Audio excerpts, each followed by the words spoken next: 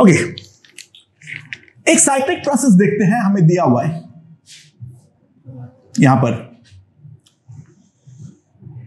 यहां पर हमें एंट्रोपी दिया हुआ है और यहां पर हमें टेम्परेचर दिया हुआ है, राइट। अब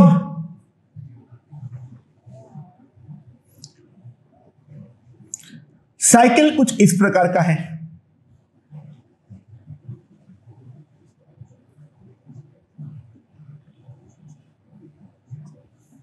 ठीक है। ये बोला है जो सारे स्टेप रिवर्सिबल है, all the steps are reversible. ये है 600 केल्विन, ये है 300 केल्विन, ये है 100 और ये जो पॉइंट है से दैट इज 200। ओके, तो हमें ये निकालना है पहला delta W delivered by the engine in each cycle.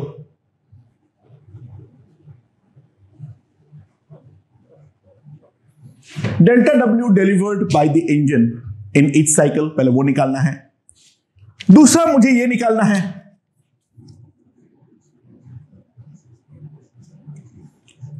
Delta S sink कितना है, मुझे वो निकालना है।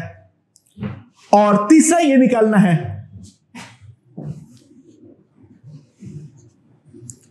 Delta Q from source in each cycle. Delta Q from the source in each cycle, मुझे वो निकालना है। और चलिए और एक चौथा पार्ट भी कर लेते हैं,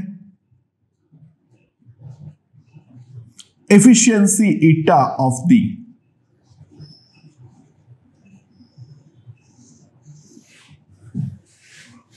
ठीक है। तो सबसे पहले इस सर्किल को आइडेंटिफाई करते हैं। ये बोला हुआ है ऑल स्टेप्स, जितने भी स्टेप्स दिख रहा है आर रिवर्सिबल। जितने भी स्टेप्स है वो सारे के सारे स्टेप्स अगर रिवर्सिबल है तो तब हमें ये सारे के सारे जो है वो निकालना है। सबसे पहले किसने अगर ये पूछा, जो ये वाले जो प्रोसेस है, ये वाले जो प्रोसेस है, ठीक है, ये प्रोसेस है क्या, यानी ये साइकिल है क्या, पहले इस बात को समझते हैं, ठीक है। अच्छा ध्यान देना, मैं इसको नाम दे देता हूं A B C D. A B के दौरान टेम्परेचर कांस्टेंट है लेकिन एंट्रोपी हमारा बढ़ रहा है। तो सिंपल सी बात है, अगर हम ध्यान दें, ए बी जो होगा वो है मेरा आइसोथर्मल एक्सपांशन। ए बी जो होगा वो होगा मेरा आइसोथर्मल एक्सपांशन। बी टू सी अगर हम देखें, बी टू सी के बारे में अगर हम थोड़ा गौर से ध्यान दें तो इन दैट केस क्या है, हमारा एंट्रोपी कम है लेकिन हमारा टेम्परेचर जो है वो कम हो रहा है। एंट्रोपी अगर हमारा कांस्टेंट है तो डेफिनेट सी बात है वो प्रोसेस जो है रिवर्सिबल एडियाबैटिक है, बट टेम्परेचर कांस्टेंट है तो डेफिनेटली वो एक्सपांशन है। आइसो एंट्रोपिक प्रोसेस हमारा होता है रिवर्सिबल एडियाबैटिक प्रोसेस। तो ए बी जो है वो रिवर्सिबल आइसोथर्मल है, बीसी जो है वो है हमारा reversible adiabatic process. Now C D के दौरान ध्यान देना,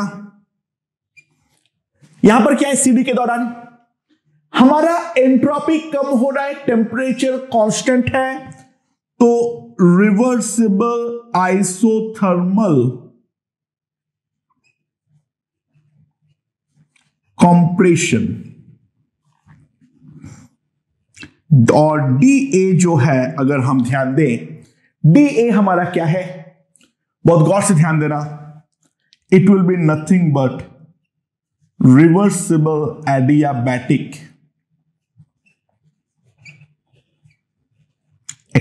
कंप्रेशन, क्योंकि टेम्परेचर हमारा बढ़ते जा रहा है। तो मैंने अगर यहां पर ये चारों प्रोसेस को आइडेंटिफाई किया, तो सिंपल सी बात है, हमारे पुराने नॉलेज से एक चीज तो हम साफ साफ देख सकते हैं, ये जो पूरा साइक्लिक प्रोसेस है वो एक कार्नोट साइकिल है। यानी अगर मैं इसको PV में प्लॉट करूं, ये A है, ये B है, ये C है, ये D है, राइट। ये हमारे पास कार्नोट साइकिल आएगा। ये वाला जो कार्नोट साइकिल हो रहा है, this is happening at temperature 600 kelvin, और ये जो टेम्परेचर है T2 वो है मेरा 300 केल्विन। ठीक है, ये जो टेम्परेचर है वो है 600 केल्विन, और जो T2 है वो है मेरा 300 केल्विन, राइट। ऑब्वियस सी बात है, इसके कांटेक्ट में हमारा सोर्स है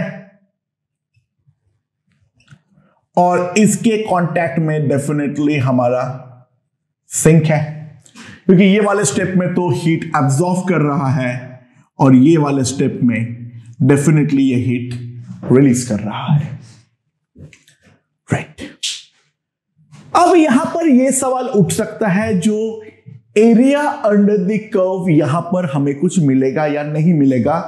अगर हम ST डायग्राम देखें तो ये वाले प्रोसेस में वापस आओ, ध्यान देना, DS सिस्टम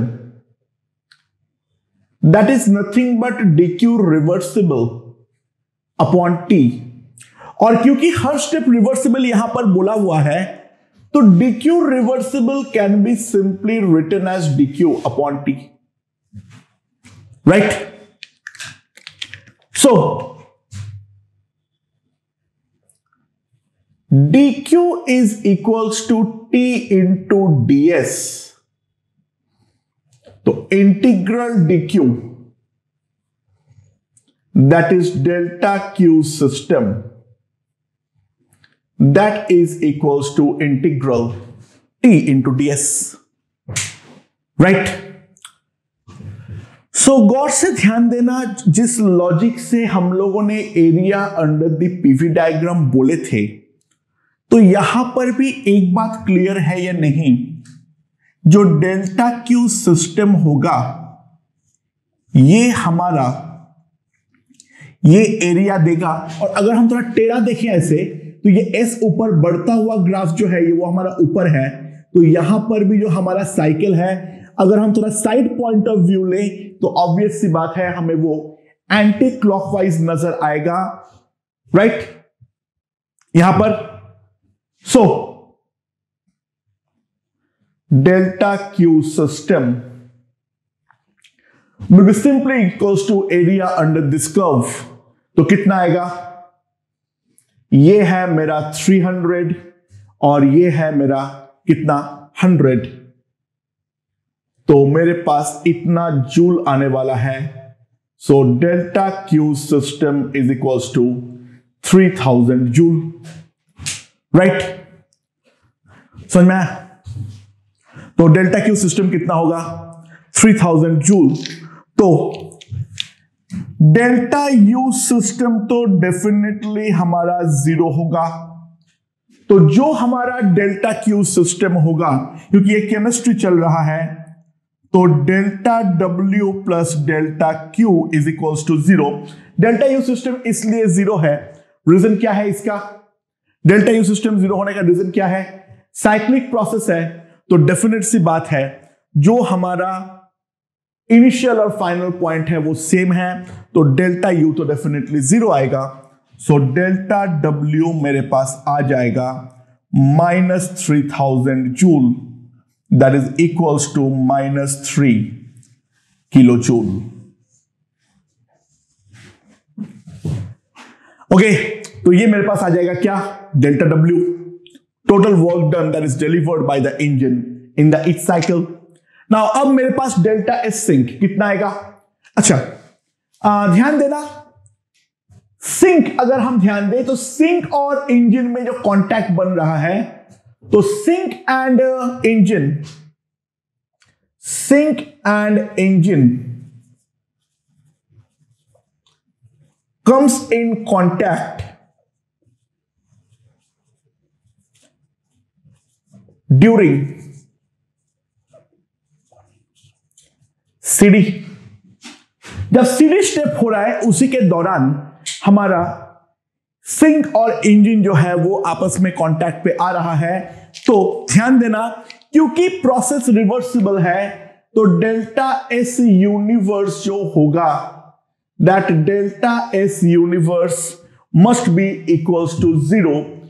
तो डेल्टा S सिस्टम और यूनिवर्स की तरह यहां पर है सिंक, तो delta S sink equals to 0।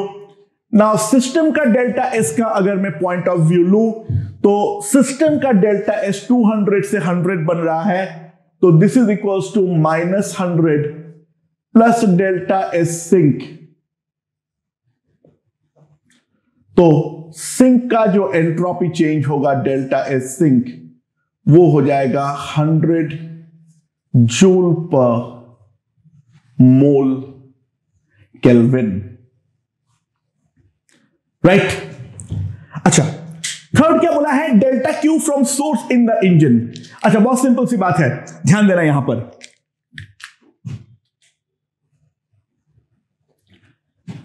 Source और साइकिल इन कांटेक्ट में कब आ रहा है, सोर्स एंड साइकिल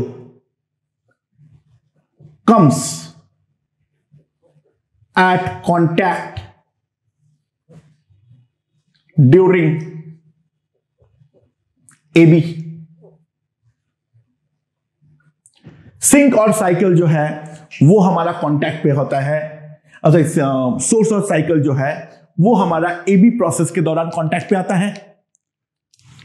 तो डेल्टा एस सिस्टम अगर मैं उस टाइम पे ध्यान दूं, ये 100 से बढ़ के 200 पे जा रहा है, तो डेल्टा एस सिस्टम है जूल पर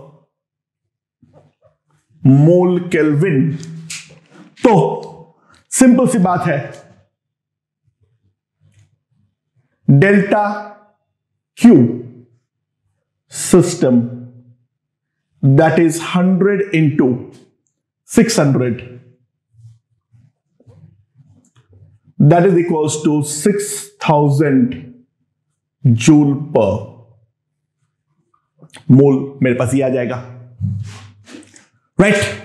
तो मेरे पास ये आ जाएगा डेल्टा क्यू सिस्टम, राइट। मैंने ये 1 मोल गैस मान लिया इसलिए पर मोल लिख रहा हूं, नहीं लिखोगे तो कुछ फर्क नहीं पड़ता है, राइट। समझ में आया। तो इस स्टेप के दौरान सिस्टम को जितना हीट मिलेगा उतना ही तो सोर्स प्रोवाइड करेगा। एंड द लास्ट थिंग, अगर मैं ध्यान दूं, एफिशिएंसी ईटा, क्योंकि ये कार्नोट साइकिल है, तो efficiency eta is nothing but 1 minus T cold upon T hot, that is 1 minus 300 by 600. So eta equals to 1 by 2. That is the efficiency of cyclic process. Okay, understood? Right. अब एक important फंडा है, वो क्या है,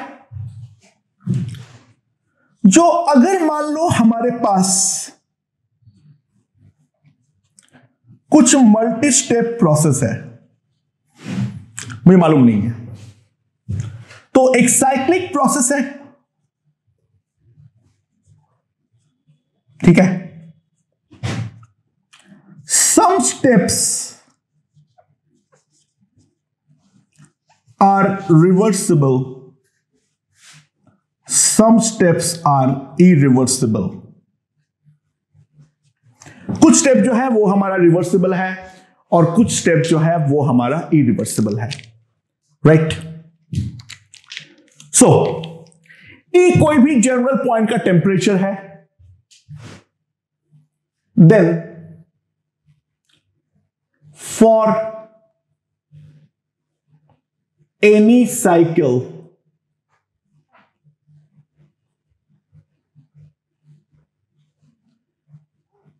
total integral dq by t is always less than or equals to 0. अगर मैं कोई भी साइकिल का dq को इंटीग्रेट करूंगा dq by t को, तो वो हमेशा ही लेस देन और इक्वल्स टू 0 आएगा. अगर इसका स्पेशल केस है summation qi by ti, I goes from 1 to n, that must be less than or equals to 0. अगर कोई एक पर्टिकुलर इस पे हमारा टेम्परेचर कांस्टेंट रहता है तो इन दैट केस इसको मैं इस फॉर्मेट में भी लिख सकता हूं, summation qi ti must be less than or equals to 0. Equality holds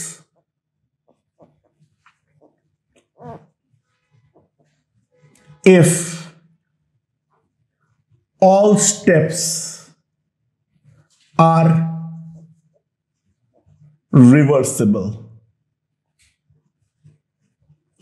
equality तब होल्ड करेगा अगर जितने भी स्टेप्स हैं वो सारे के सारे स्टेप्स हमारा रिवर्सिबल आए. अगर एक भी स्टेप इरिवर्सिबल आए तो इन दैट केस हमारा इक्वालिटी होल्ड नहीं करेगा. पहली बात, अगर हर स्टेप रिवर्सिबल हो, note integral dq reversible by t that is equals to 0 always as delta s cycle, वो तो हमारा 0 होगा ही होगा. The reason is very simple, हमारा एंट्रोपी जो है वो एक स्टेट फंक्शन है, तो अगर मैं integral dq reversible by t करूंगा फिर तो 0 आएगा ही आएगा. Integral dq by t physically कुछ भी सिग्निफाई नहीं करता है, राइट? ये एक ऑब्जर्व्ड इंफॉर्मेशन है जो अगर मान लो कोई इरिवर्सिबल स्टेप भी हो और मैं इंटीग्रल dq बाय t करूं तो इन दैट केस ये हमारा लेस देन 0 आएगा. तो if the cycle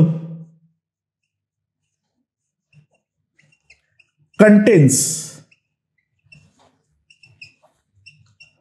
at least one irreversible step, अगर हमारा साइकिल में कम से कम एक irreversible step है, then integral dq by t will be definitely less than 0. इसे प्रूफ जानने की ऐसा कोई जरूरत नहीं है, लेकिन मैं एक बार एक एम्पेरिकली एक प्रूफ दे रहा हूं. अगर मेरे पास एक स्टेप मान लो इरिवर्सिबल है, मैं थोड़ा थियोरिटिकली प्रूफ दे रहा हूं, इसका मैथमेटिकल एग्जैक्ट प्रूफ की कोई जरूरत नहीं है और थोड़ा सा हमारे सिलेबस के भी बाहर है, वो जानने की जरूरत नहीं है. थोड़ा थियोरिटिकल प्रूफ समझ लो. मान लो मेरे पास एक स्टेप इरिवर्सिबल है, वो एक स्टेप इरिवर्सिबल को मैं कोई एक रिवर्सिबल से रिप्लेस कर रहा हूं, ठीक है? अच्छा, क्योंकि इनिशियल और फाइनल पॉइंट सेम है तो ऑब्वियस सी बात है, चाहे रिवर्सिबल हो चाहे इरिवर्सिबल हो, सिंपल सी बात है, जो डेल्टा यू तो दोनों केस में सेम ही आएगा, राइट? ओके, अब उसके बाद हम जानते हैं जो work done in reversible is always greater than the work done that in irreversible. तो ऑब्वियस सी बात है जो हमारा रिवर्सिबल हीट होंगे उस स्टेप के लिए वो हमारा इरिवर्सिबल हीट से डेफिनेटली ज्यादा होंगे. तो रिवर्सिबल को इंटीग्रेट करने पर अगर 0 आ रहा है तो उससे छोटा क्वांटिटी को इंटीग्रेट करूंगा तो डेफिनेटली नेगेटिव तो आएगा ही आएगा. So that is the empirical and theoretical proof regarding it. लेकिन हमें मेन जो याद रखना है वो यही याद रखना है. ठीक है, समझ में आया? हमें यहां पर ये दोनों जो चीज है वो याद रखना है. जो इंटीग्रल dq बाई टी जो है वो हमारा लेस देन 0 है और अगर हमारा टेम्परेचर कांस्टेंट हो तो इन दैट केस हम एक स्पेशल केस अप्लाई कर सकते हैं. जो summation Q I T I जो है वो मेरा क्या है, that must be less than और इक्वल्स टू 0. नाउ अब consider a heat engine. Heat engine जो है वो जरूरी नहीं है कार्नोट साइकिल ही हो. ठीक है, कुछ भी जनरल हीट इंजन है मेरे पास.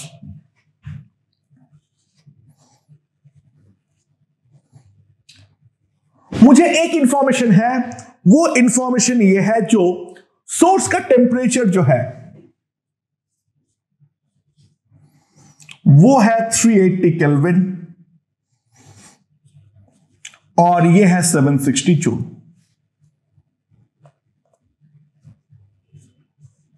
ये मेरा सिंक है, वो है मेरा 280 केल्विन पे और जो ये हीट छोड़ देता है वो हीट छोड़ता है Q माइनस. ठीक है, तो सवाल ये पूछा गया है जो Q माइनस में Q माइनस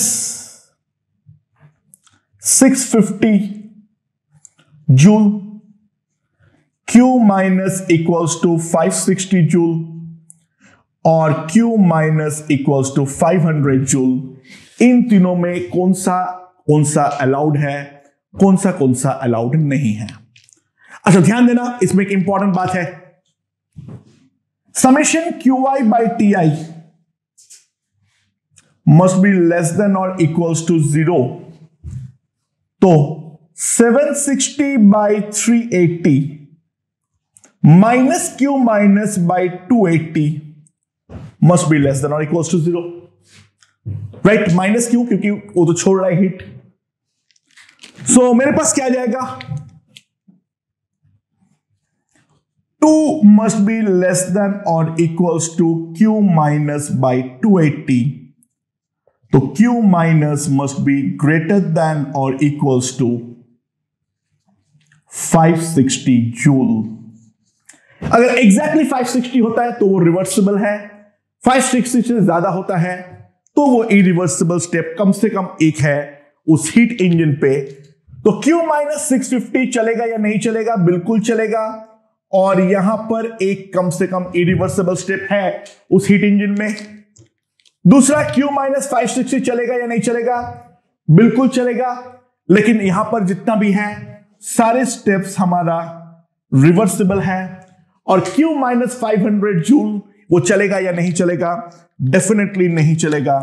ये जो चीज है, this one will represent an impossible cycle. This one will represent an impossible cycle. तो ये है हमारा साइक्लिक प्रोसेसेस के रिगार्डिंग एंट्रोपी का एनालिसिस. विद दिस हमारा एंट्रोपी अब खत्म होता है.